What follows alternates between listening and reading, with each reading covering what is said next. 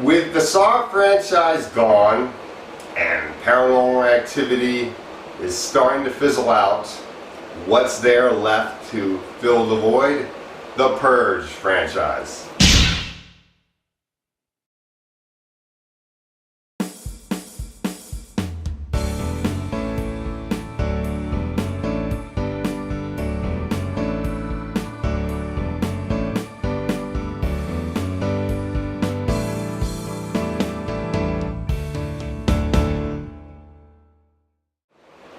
The Purge Anarchy, directed by James DeMarco and written by him as well, and produced by Michael Bay.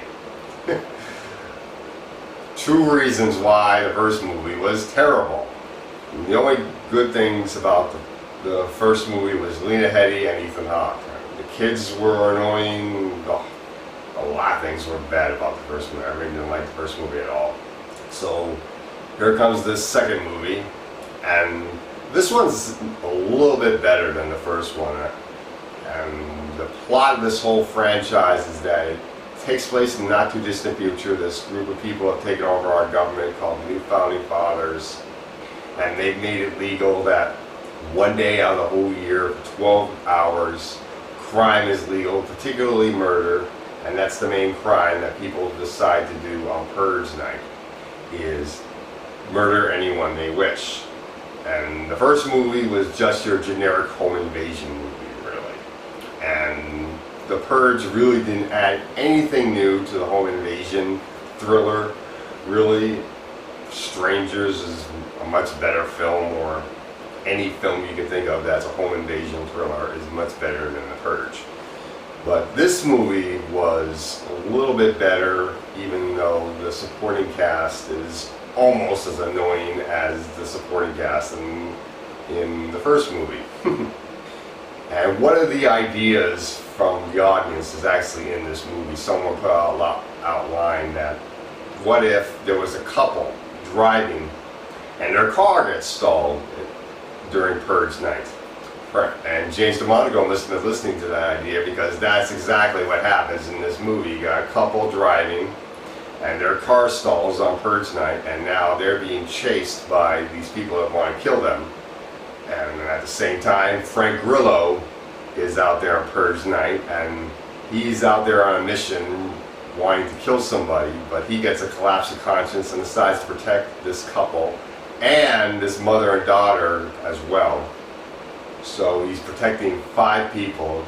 The mother and daughter got thrown out onto the street on Purge night because a portion of the New Founding Fathers are out there taking advantage of Purge night to try to kill people, and they wanted to kill this mother and daughter, but Frank Grillo decides to protect them. And the movie is okay, but not that good. Let's get into the positives of this movie first. Frank Grillo is awesome in this movie. I really did like him. I could see him playing the Marvel comic book character, the Punisher, or you dye his hair white and put him in an X-Men movie as Cable.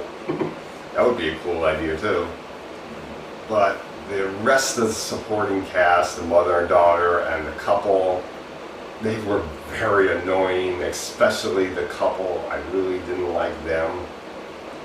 And the mother and daughter, I was a little bit more invested in, but the couple I just really hated it.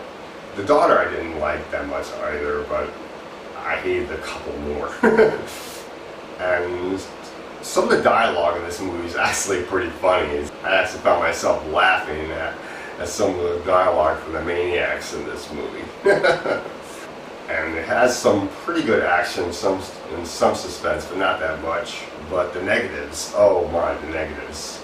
There are a lot of people making stupid mistakes just for the sake of throwing more dead bodies at the camera.